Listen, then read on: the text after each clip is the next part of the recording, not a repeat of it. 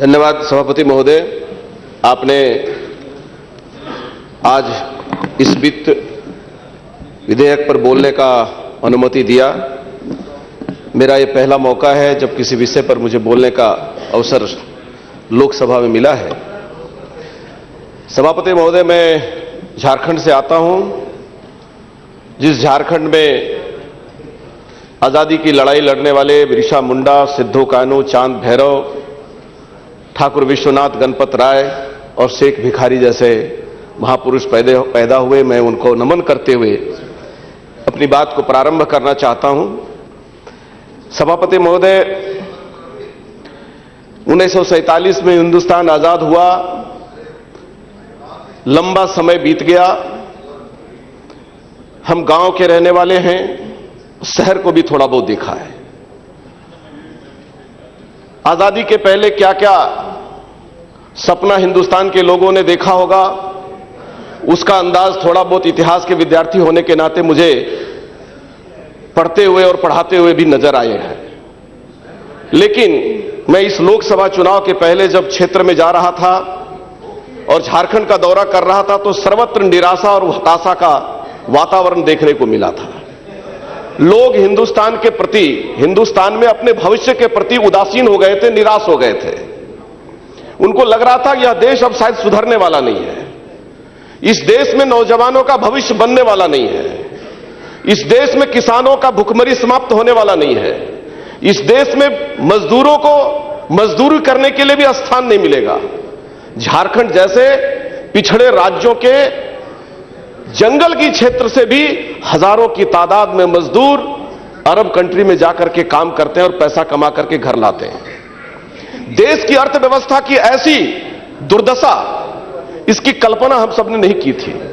मैं इस बात का जिक्र इसलिए करना चाहता हूं सभापति महोदय कि देश को इस निराशा और हताशा से निकालने का एक प्रयास जो प्रारंभ हुआ है, मैं बजट के आज माननीय सदस्यों के द्वारा कई प्रकार के डाटा और कई प्रकार की जानकारियां अर्थशास्त्र की भाषा में दी जा रही थी। मैं आपसे इतना ही निवेदन करना चाहता हूं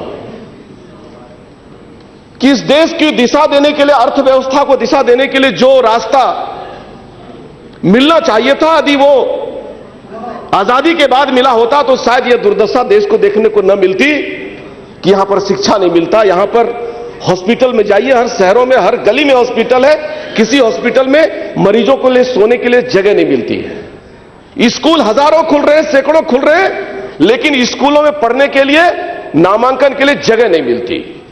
मजदूर हजारों की तादाद में गांव से निकल रहे हैं, काम करने के लिए शहरों में स्थान नहीं मिलता। इस दशा से इस देश को सुधारने का प्रयास कौन करेगा, यह एक निरुत्तर प्रश्न था हिंदुस्तान की जनता के सामने। उसका उत्तर देने का प्रयास एक बार आदरणीय अटल बिहारी वाजपेयी ने किया।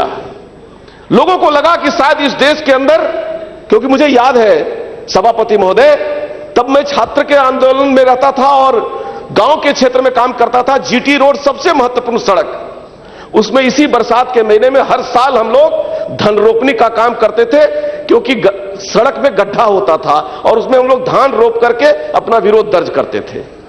उसका जीर्णोद्धार जब अटल बिहारी वाजपेयी के शासनकाल में हुआ तो लोगों को लगा कि अच्छा, इस देश का प्रधानमंत्री कुछ कर सकता है। 50 वर्ष 55 वर्षों के शासनकाल में गांव के किसी गांव के व्यक्ति ने, किसी ने काली सड़कें नहीं देखी थी। काली सड़क देखने के लिए हमको जिला मुख्यालय तक जाना पड़ता था। काली सड़क और सफेद सड़क हम तो कल्पना भी नहीं कर सकते थे। उसके पहले की पीसीसी सड़क भी बनता है, सीमेंट की सड़क बनेगी, सीमेंट का घर बनता है, यह तो हमने सुना था, लेकिन सीमेंट का रोड बनेगा, यह कल्पना साकार करके दिखाया तो एनडीए की पहली सरकार में दिखाया गया जब अटल बिहारी वाजपेयी हिंदुस्तान के प्रधानमंत्री बने थे। सभापति महोदय, मैं इस बजट के समर्थन में इसलिए खड़ा हूं, एक बार उस छूटे हुए अध्याय को पूरा करने का प्रयास जो प्रारंभ हुआ है, सबको पता है इस वित्तीय वर्ष का 1/3 भाग पार हो चुका है और जो समय बचा है उसमें से इस देश की जनता को एक बार आशा की किरण जो जगी है, उस आशा को जगाए रखना है। उस आशा के ऊपर लोगों को भरोसा करके आगे बढ़ने की हिम्मत दिलाना है। और यह कैसे होगा जब हमने हम तो किसान का बेटा है।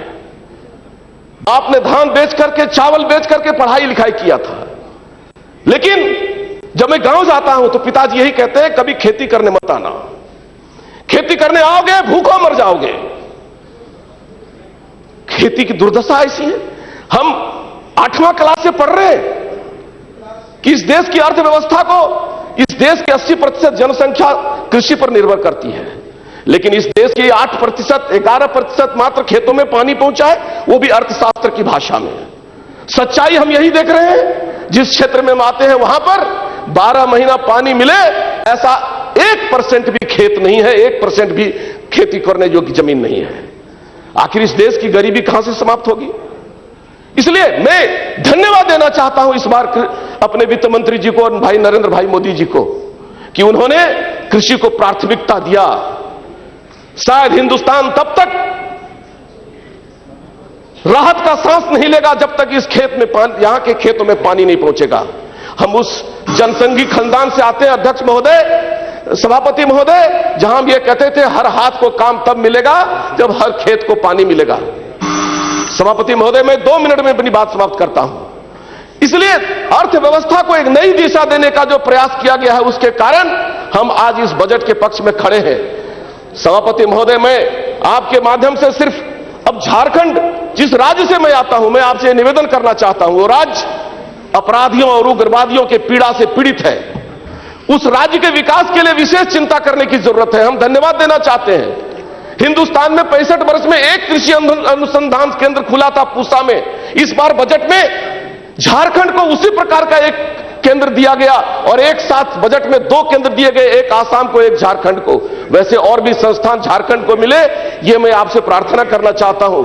इसके साथ ही झारखंड भारतीय जनता पार्टी के द्वारा बनाया हुआ राज्य है, उसको एक प्राथमिकता माननीय वित्त मंत्री महोदय आगे के विकास के दृष्टि से दें। मैं आपसे प्रार्थना करना चाहता हूं, जंगल का वह राज्य आज उग्रवादियों और अपराधियों के चुंगल में फंस गया है, उससे मुक्ति दिलाने के लिए आप रास्ता दिखाने का काम करेंगे।